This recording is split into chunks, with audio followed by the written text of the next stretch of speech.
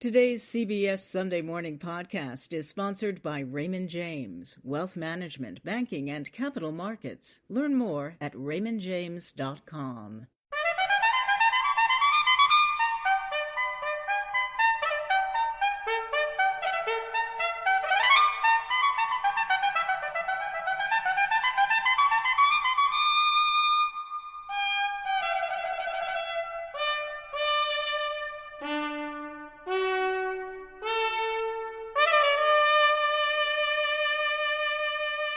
Good morning. I'm Jane Pauley, and this is Sunday Morning. We think of it as a time not so very long ago when America was a kinder, gentler place, where neighbor looked out for neighbor, and we lived together in prosperity and peace. Or so we remember it. And one town seemed to sum things up pretty neatly, even if only on television. So whatever happened to Mayberry? Ted Koppel this morning takes us to the place where that spirit, real or imagined, lives on. Those guns aren't real, of course, and this is just a replica of a Hollywood set for a television series that went off the air more than 50 years ago. So what is it that keeps tourists flocking to Mount Airy, North Carolina, by the hundreds of thousands every year? I'll give you a hint.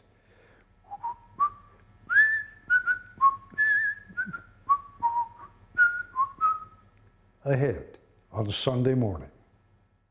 As an award-winning reporter, Anderson Cooper has spent much of his life digging for the facts, searching for the truth.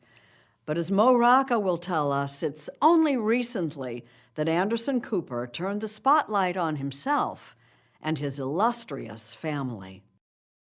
Anderson Cooper's mother was Gloria Vanderbilt, scion of America's once wealthiest family. But growing up, Cooper knew little about his mother's forebears. When you were a kid, your father showed you the statue of Cornelius Vanderbilt. I was, 6 or 7 years old. The only thing I remember coming away from it was believing that all grandparents turned into statues when they died. Anderson Cooper's family history, later on Sunday Morning. And then on to Hollywood. James Brolin has been a serious actor for more than half a century.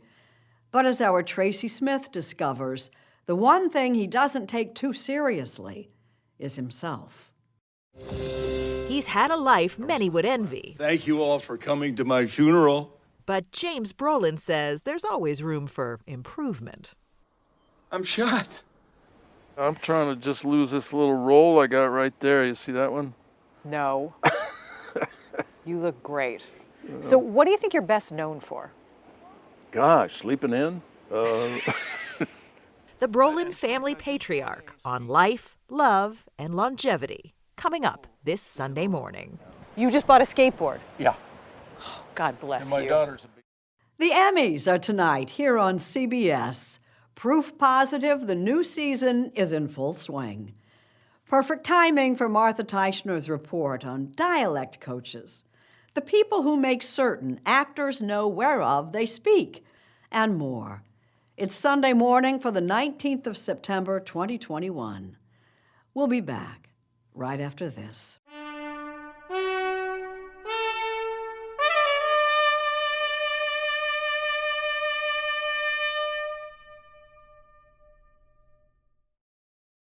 Who hasn't waxed nostalgic about the good old days when life was simpler, more neighborly, civilized?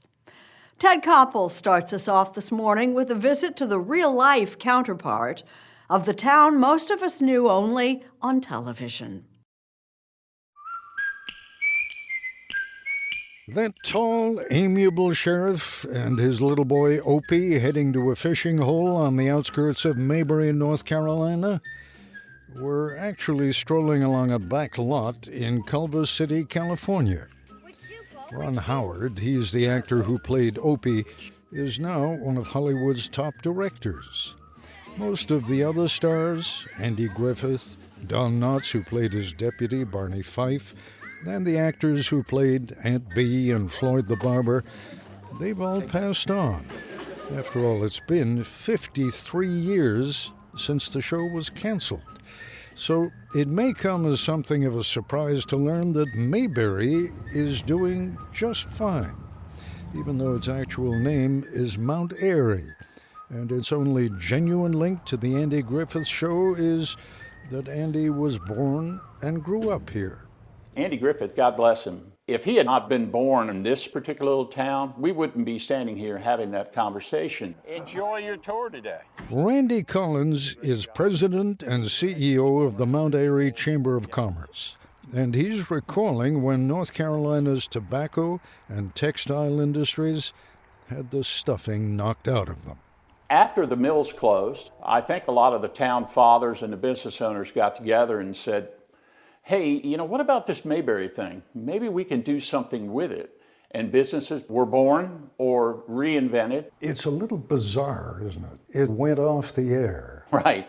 More than 50 years ago. Yes, sir. It captured a reality that never was. True. Mayberry is fictitious. Most everyone knows that, except maybe some of the rabid fans of the show. They believe it's real. And, let it be said, the town isn't doing a whole lot to undermine the illusion. Stop by at Wally's Filling Station and you can get a ride around town in a vintage Ford Galaxy squad car. These days, there's a whole fleet of them carting tourists around town. Once a month or so, Betty Lynn, who played Barney Fife's girlfriend Thelma Lou, is brought from a nearby retirement home to the Andy Griffith Museum. I've been from Arkansas, so I've been waiting to see you for 30 years. Crowds of appreciative fans line up for autographs. I can die now. We are constantly looking at other ways that we can promote the community because we know the Mayberry generation won't be here forever. But now with streaming television, Andy will be forever with us, and we hope a younger generation will pick it up. As if on cue, the Foster family from Pomeroy, Ohio showed up. Watch it 4 hours, Yeah, Monday 4 through hours. Friday. Yeah. It's no exaggeration to say that this recreation verges for the Fosters on being a national monument. You watch the Andy Griffith Show 4 hours a day? More than that. What do you mean more than that? It's on sometimes early in the morning. Aren't you afraid that after a month or two of watching 4 hours or more a day, that you're going to turn his little brain to mush? Oh, no. No. Not when it comes to good, wholesome shows. Tell me why you like it so much. Good, clean comedy. Yeah, fun. good, clean comedy, has morals, values. You don't see that a lot today in TV. Down on Main Street, where tourists peek into Floyd's barbershop or grab a bite at the snappy lunch, We drove from Louisiana for the famous pork chop sandwich. That is so good. you hear the same theme. Y'all missing out on this. Kind of messy, but it's delicious. I think the generations now long for that simplicity of the episodes of Andy being real with his son about stealing or doing the right thing. And as a godless society that we see today is longing for simple life. Back when neighbors were neighbors and they provided for everybody else. What do you see, Mr. Koppel? Let me flip it back on you. I know you're doing this, Sure. but what do you see? What you're saying is true of certain people. If you were black in the 60s, things were not all that good for you. True. If you were a Vietnam vet coming back, spit on and hated. Things were not all that good for you. Down in the valley so low. What actually happened during the years the program first played? The world seems to have veered off, at least for the moment, the collision course toward global annihilation. From Dallas, Texas, the flash, President Kennedy died at 1 p.m. Allied casualties are high. 232 Americans killed. We, the Negro citizens of Dallas County, are marching today from Selma to Montgomery. Those events never intruded inside Mayberry's imaginary town limits. Can you give me a ride home, Pa? Oh, I can't, son. Barney's got the squad car, and he's off on a very important mission. Mayberry is where more than 30 million Americans a week went to escape reality, which is why it's strange to find so many people half a century later searching for what made America great in a copy of a town that never was. You folks gonna have to stand up off the curb so you're gonna get your toes run over. And as Randy Collins of the Chamber of Commerce acknowledges, African Americans were all but invisible on the Andy Griffith Show. There were very few speaking parts. One. Okay, Opie, take over quarterback position. Okay, let's go. If you watch closely in the crowd scenes, I think Andy and others on the show pushed to make sure that there were people of color in the crowds. But you have to look closely. Maggie Rosser is in her 90s now. She and her younger brother and sister were all born here, left, and returned. I moved back here 1973. So we wanted a sandwich, and we went in. Here, in Mount Airy. On Main Street. And they served us, but we had to go out and eat. They wouldn't let you sit. Right. So even in 1973? Yes. Or a little bit after? A little bit after. Yes. Bobby Scales, also born and raised in Mount Airy, has a clear memory of race relations in the 60s. Blacks knew where they belonged, and whites knew where you belonged to. And everything was segregated. Black people didn't exist. Evelyn Scales Thompson is Bobby Scales' twin. In making those programs, it was for basically the white population. Hands on the car. She believes she understands the ongoing popularity of the program. It's appealing to people who are not familiar with small towns. And what Andy has projected is a quiet, peaceful town with everybody happy, and everybody's looking for peace. So Mayberry, Mount Airy, good place to live? It's a good place. If it were not home, I would not be here. Unwrap that for me. I mean, you know, your home is where you make it. Yes, but not where you were born and your memories and family. But if your memories are mostly memories of being treated as the lesser, why would you want to stay? Well, I wasn't treated as a lesser in my family. I have family history. Our property is there, and memories of childhood is still very strong. I'm very satisfied at being retired in the place where I grew up. Somehow Mount Airy becomes more complex with each conversation that I bet. I bet. Yes, indeed. Mount Airy is a place where fantasy and reality intersect. If I wave the political thermometer across the forehead of Mount Airy, right, do people here believe that Joe Biden is the legitimate president? That's a good question. Our former president had a lot of support here. If you took a poll, that would probably not lean in our current president's favor. As for the visitors, for $20 a pop, they get to ride on a trolley car tour of Mount Airy. Sometimes a fella in a deputy's uniform, and he does look a little like Barney Fife, rides along. The Elvis impersonator was an unexplained bonus. Thank you very much. As was the entire crew from CBS Sunday Morning. Now, I know you came here to have a good time and not to talk politics, but let me just ask you, as a matter of curiosity, how many of you think we had a fair election? No way. I saw 2 hands go up, so is it fair to say the rest of you think that it was not a fair election? No, it wasn't. I don't think it was at all. Was it a fair election? By no means. Because? I think there was a lot of voter fraud. It's done been proven. There's been people that's voted that's been dead 50 years. I think it's more the mail-in ballots. You don't know how much of those that were duplicated, triplicated, the whole bit. Look how many dead people voted for Biden. One question. It's a serious question, and I know you all will take it seriously.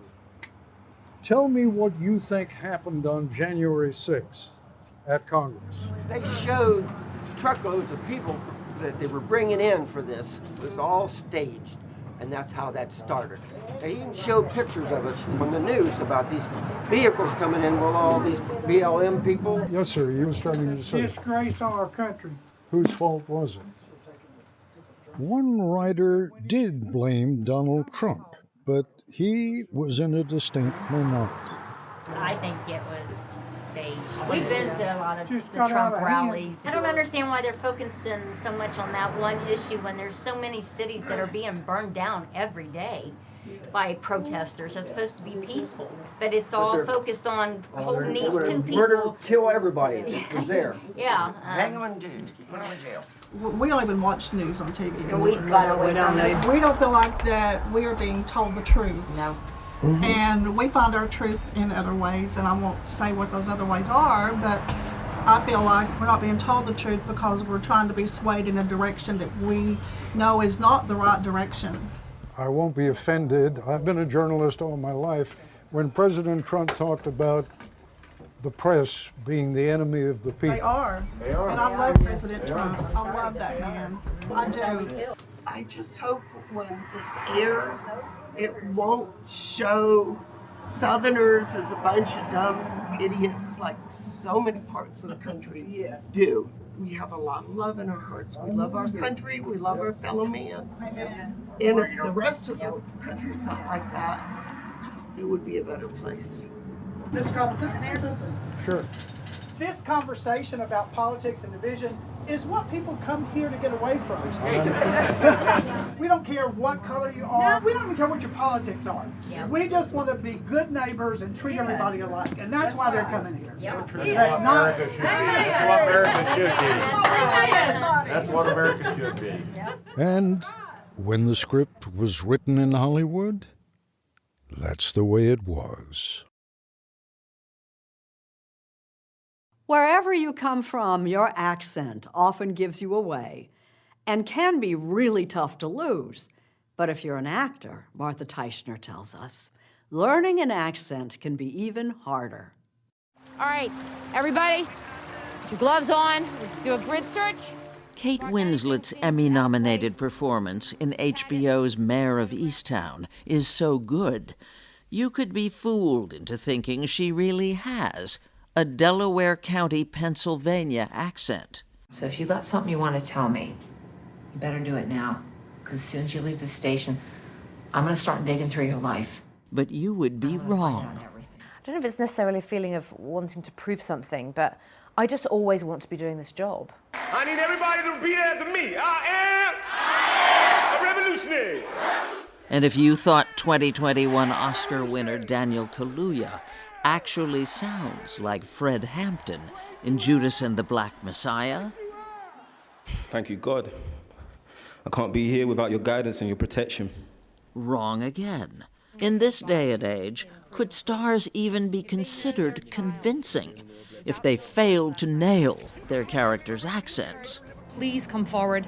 So how do they pull it off? Say ma ma ma. Ma, ma, ma. Ma ma ma. Ma, ma, ma. Normal. Normal. Yeah, your eyes normal. Your eyes normal. Okay, girl. Okay. I love it.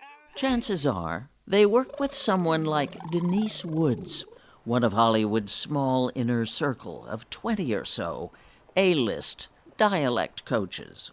Take the L's off of kill. Q. Kill me. Kill me. Kill me. Here, Woods is preparing Solea Pfeiffer for her starring role in an upcoming Tyler Perry film for Netflix called A Jazzman's Blues, For every sound in language, there is a phonetic symbol, like there's a note to music. And so if you know how to notate what people are saying, if you learn the system, the methodology, then you can notate what people are saying. She's talking about this, the International Phonetic Alphabet. Its symbols incomprehensible to most people, but a key to the DNA of any dialect or accent a voice coach has to reproduce. Nen, nen, and I want nin, nin, nin. Why'd you come, Nin? Yes. We have so many, boxes that we check when we hear someone speak for the first time. And so I want to honor it. What I do when I work with the actors is I learn the dialect with them. Sad and happy, sad and happy. Sad and happy. Nice, as opposed to sad and happy. Sad and happy. Sad and happy. Mm-hmm. Where does she find examples? My first resource is YouTube. And it's my dream source. Yes, it's not as closed as me. Here are a couple of the voices Denise Woods used to coach Solea. I'm Mrs. Fannie Lou Hamer, and I farmed on the Marlowe plantation for 18 years. I bored a hole down in there. I hooked a vacuum cleaner hose. Locating accurate samples of period dialects can be tricky. We need to get back to work bringing slaves to freedom. I was the dialect coach on Harriet, the film Harriet, starring Cynthia Erivo. We have samples in the Library of Congress of slave narratives. They are really authentic to the period. Dancing in the rain. Authentic. That is not a word anyone would use to describe actor speak in the early decades of talkies. Singing in the Rain isn't just about Gene Kelly dancing. It's about silent stars speaking. And I can't stand him. And I can't stand him. So Hollywood Studios made up a dialect that came to be called Mid-Atlantic. How's it coming? Oh, beautifully, Dexter. We're so indebted to you for these lovely people. Mid-Atlantic, no one lives in the middle of the Atlantic, halfway between the U.S. and the UK. Samara Bay is another top-tier dialect coach to the stars. Was it supposed to be aspirational? I think it was totally aspirational. Absolutely. The idea of Hollywood as this sort of untouchable, glamorous place, that accent was helping sustain that. What happened? So, what language I am butchering now? English. For one thing, Sophie's Choice, Meryl Streep's correct Polish layered with German accent in the 1982 film, Yeah, that sound of typing will make me think of my father. epitomized a changing Hollywood universe, increasingly inhabited by dialect coaches. I like to think of dialect coaching as a design element. So the same way that we think about costume design or, the set that we're in or the soundscape, the question is, what is the accent and how is it helping tell the story? I found Icelandic pretty easy, but maybe Samara just made it seem easy. Because you are a dreamer. Samara Bay taught Canadian actor Rachel McAdams her Icelandic accent for the 2020 film Eurovision Song Contest. And Iceland is amazing for spatialness. Her homework included dissecting the speech of Icelandic singer Björk. There's a lot more scrutiny and audiences can't be fooled. And also I just think as a performer you have a responsibility to do right by your characters. This is what I actually used with Rachel. Oh my. Yes, but can she make me sound Icelandic? I always prefer to call pop music like folk music because it's the music of the people. So pop is that short O sound, then she doesn't have that. So pop. Pop music. Yes. Pop music, like folk music. Get that L in folk. Folk. Beautiful. I always preferred to call pop music like folk music because it's the music of the people. No acting award in my future, I suspect. But if costume designers and makeup artists win Emmys, the sounds are there. Isn't it time dialect coaches get some recognition? Wow, that's fun. That was really well done and very Thank you. brave. It was fun. Let's face it, the pandemic has forced so many of us to re-examine all parts of our lives. And the only one that I'm actually qualified to help you with is your personal finances. I'm Jill Schlesinger, CBS News business analyst. I'm also a certified financial planner, and I'm psyched because I have a new podcast. It's called Eye on Money. I'm going to field your questions and help you get where you want to go. Follow CBS Audio's Eye on Money with me, Jill Schlesinger, on Apple Podcasts or wherever you get your podcasts. A sure sign of improving times, museums are reopening across the country. We asked Serena Altschul to preview a few of the best new shows of the new season, and she begins at a new museum guaranteed to be a box office smash. In Hollywood, there's always a new it girl. And this fall, it may just be the Academy Museum of Motion Pictures. The museum, designed by architect Renzo Piano, cost $482 million and is already turning heads even before the doors open on September 30th. And are you ready to open? Oh man, I'm so ready. I am so ready to open this museum. Bill Kramer is the museum's president and director. The Academy has 13 million items in our collection. Yeah. Scripts, photographs, costumes, props, storyboards, personal collections. We are drawing from that collection, but we're also securing loans from collectors. Steven Spielberg loaning us Rosebud.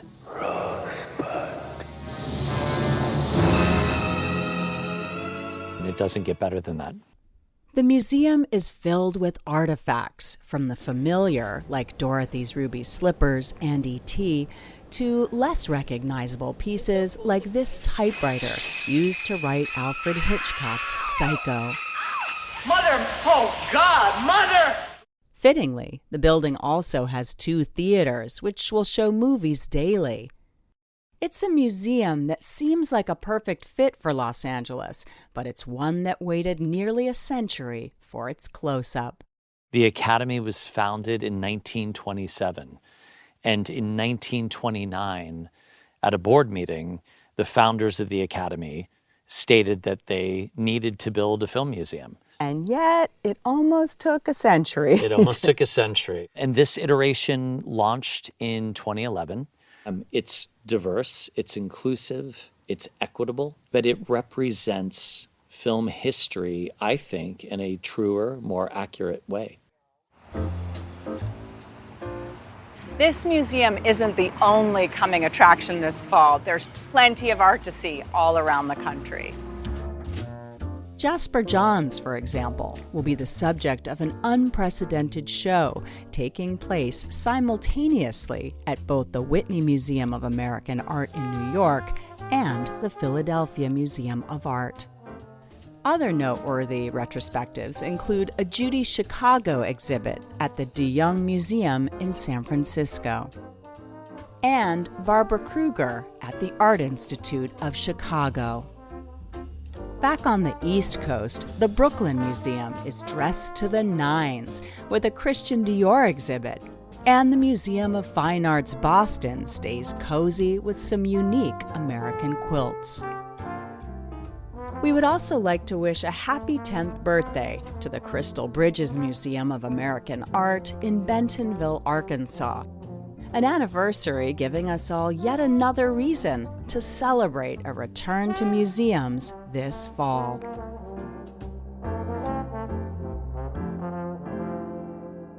And you know what every woman's hope for fulfillment and happiness is? A marriage. A satisfying, a beautiful marriage. You want 66, Mom? Yeah, I'll see you. Fantabulous. Scooby. Scooby-Doo. I'm sorry.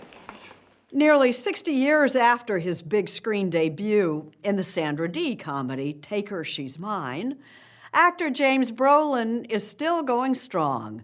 He's in conversation with our Tracy Smith. How much time do you spend out here, you guys?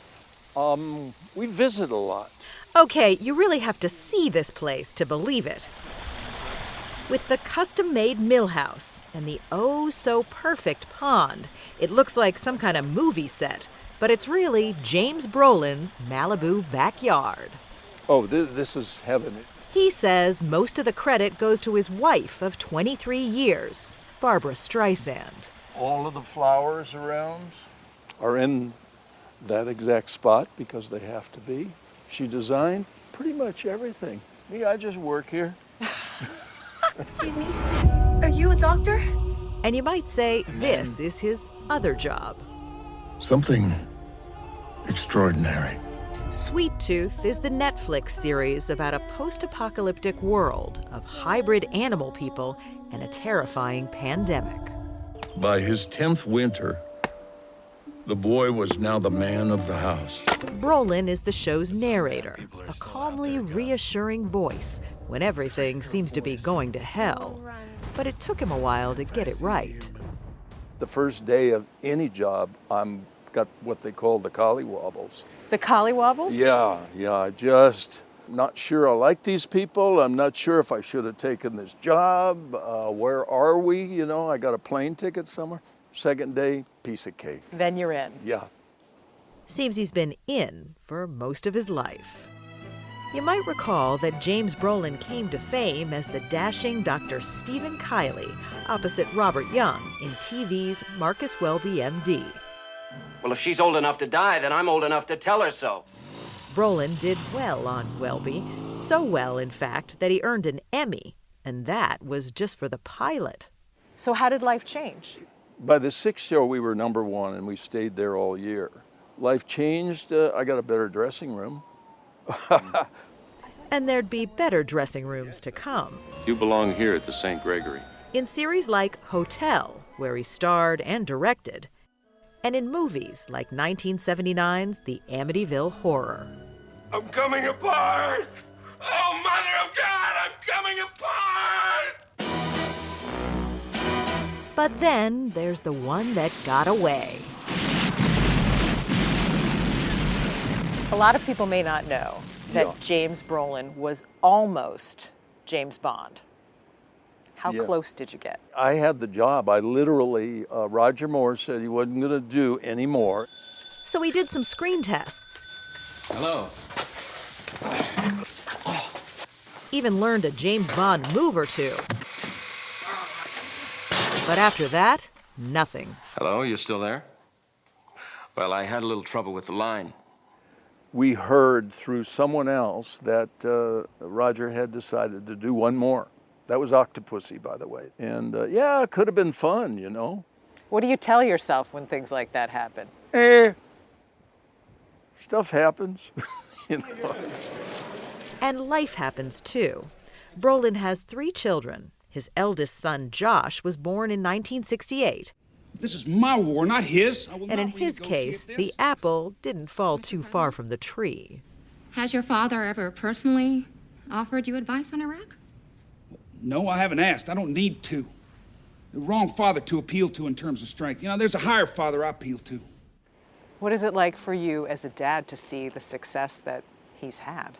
Well, it's great, but if he didn't have any success, it would be the same to me, you know? So do you get out in the water? I do, but not with a board anymore. The elder Brolin is 81 now. No, really. He's also a highly qualified pilot and a former pro race car driver.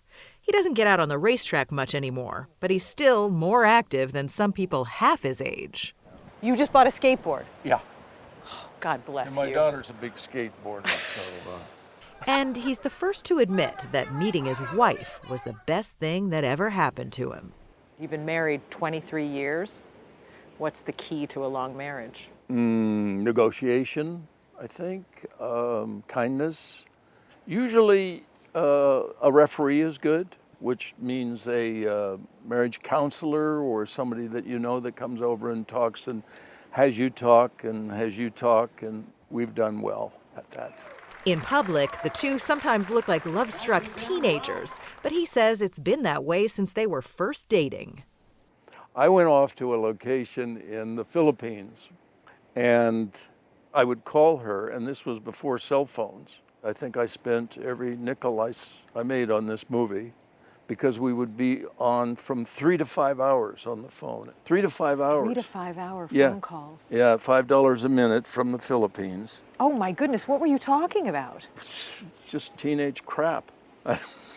Is that how you felt? It was like a teenager in Yeah, love? I could almost feel her lying on her bed on her stomach with her feet up. You know how teenage girls do? Anyway, so when I got home, we felt quite close by then, you know? I do kind of feel like I'm in the movies sitting here. Yeah, well, you're not.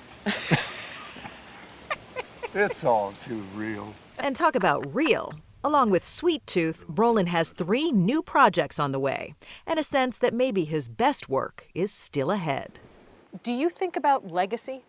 No, I don't actually. don't? No, What I got to do is still going to happen, if it does.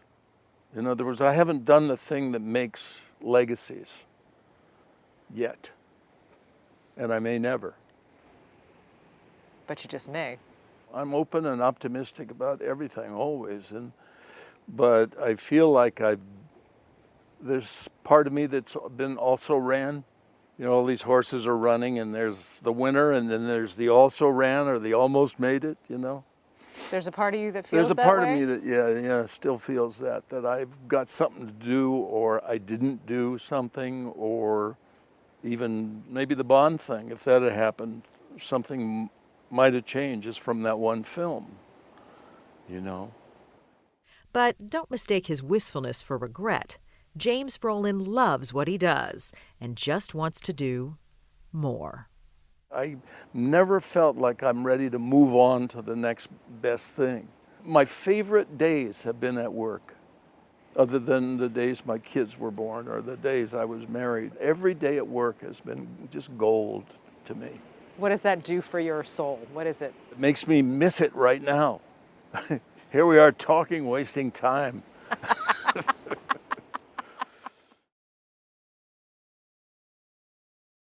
You know him from television, but Anderson Cooper is also an author, and his latest book is about his family, a family with a name once synonymous with the word wealth. He talks with our Mo Rocca about the rise and fall of the Vanderbilts. So all this is just a small amount of stuff from my mom's storage units. For the past 15 years, CNN anchor and 60 Minutes correspondent Anderson Cooper has been sorting through his mother's treasures. She was a completely different person then. Cooper's mother was Gloria Vanderbilt, My new stretch denim jeans and known for her designer jeans, and as the so-called poor little rich girl at the center of an infamous Depression-era custody battle between her own mother, also named Gloria, and Aunt Gertrude Vanderbilt Whitney.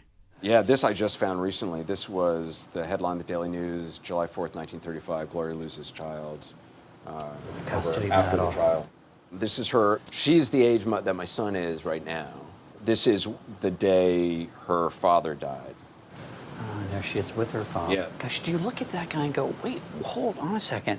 He's my grandfather. I know. It's like It's crazy. a completely different It's universe. it's another world. Another world where the Vanderbilt name was synonymous with enormous wealth and privilege, a name that Cooper says he didn't want to be associated with. I felt like no good could come of me paying attention to them. The Vanderbilts, when I was a kid, seemed kind of like layabouts. I knew they had all these houses and they were museums now, but it had no reality in my life.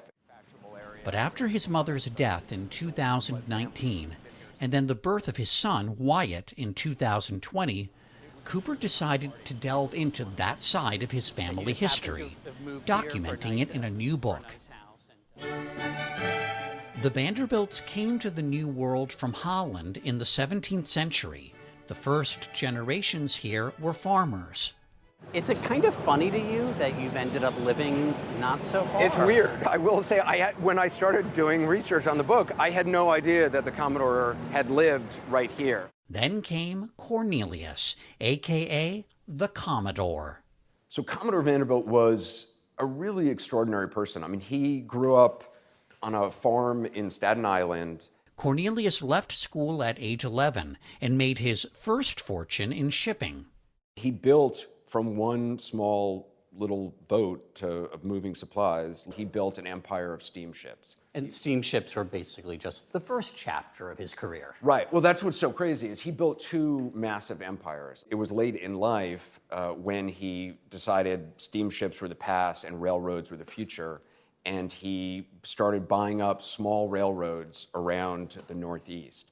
And eventually he formed a railroad company that basically was the all rail service on the eastern seaboard to Chicago. Yet Cooper also discovered some unflattering aspects of his great-great-great-grandfather's character. When I read that you described him as avaricious and pitiless, Yes. I thought that's blunt.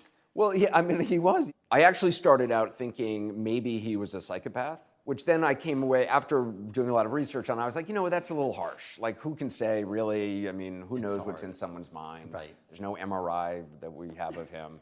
But he himself said he did have a mania for money, and other people have described it as a pathology, and I do think it was. It was his sole reason for being. When the Commodore died in 1877, he'd amassed $100 million. He had more money than the U.S. Treasury. 1 out of every $20 in circulation belonged to the Vanderbilts. By 1885, the Commodore's son William Henry managed to more than double the family coffers to about $230 million, close to $6.5 billion in today's dollars. But it was the next generation of Vanderbilts whose ambitions had nothing to do with making money. Cornelius Vanderbilt II and his brother William K. Vanderbilt, their wives decide they're going to get the Vanderbilts to take over New York society. And then the spending begins. Yes, the spigots are turned on, and the spending begins. Craving respectability, this generation of wealthy Vanderbilts spent lavishly on mansions that dotted Manhattan's Fifth Avenue and palatial summer cottages in Newport, Rhode Island. Pop quiz, what was the Vanderbilt family's least favorite constitutional amendment? Yes, anything to do with taxes, yes. The 16th Amendment to the Constitution ushered in the federal income tax in 1913. Estate and inheritance taxes soon followed, but the Vanderbilt spending habits continued unabated. I view the money as a kind of a pathology that infected subsequent generations, because I think that they all grew up with this idea that there would always be money there, and there was no need for them to actually work. When Cooper's mother Gloria was born in 1924, her inheritance was much diminished, and she was given little guidance on how to maintain it. This book helped me understand my mom in ways I never really even imagined, because once you see the world she was born into and the life her father led, and that the life her mother dreamed of leading, and the life that her grandfather led, you see why it was that she, grew up just spending money and thinking nothing of it. In 1978, Cooper's father, Wyatt, died. From the time I was a kid, I viewed myself as my mom's protector. After my dad died when I was 10, my mom was a remarkable lady, but I knew she did not have a plan, and she had never had a plan. When it came to money matters, Anderson assumed an almost parental role with his own mother. And I would talk to her at, 13 about, there's you can get a bank account, and you should put money in savings, and saving money is making money. And just stupid things I had read about. You would say that at 13 years old to her? She just never had a plan. She just felt like, I once heard, I think I was like 14 or 15. I remember I was going up the stairs in the house, and I heard her on the phone saying to a friend of hers, well, I'll always be able to make money. And I remember stopping and freezing when I heard that and thinking, we are doomed. And that, for me, was a huge factor in, I started working as much as I could. I got a job as a child model, because when you're 13, 14, there's not a lot you can actually do. They're the upper stratas. Gloria Vanderbilt did make her own fortune with those genes. But Anderson Cooper never stopped working. I'm Anderson Cooper. Work for me has been the thing which has gotten me through everything. Work has always been the one constant in my life from the time I was, working as a child model as a kid. It was something that was reliable, that helped me calm myself and know that I was building a foundation for a life. A life that now includes his son, 16-month-old Wyatt, to whom the book is dedicated. I thought, I want to write a book for my son that kind of explains part of his past or his family's past. And it's an honest view, I think, at this remarkable family, which remarkable in good ways and also bad. Thank you for listening. Please join us when our trumpet sounds again next Sunday morning.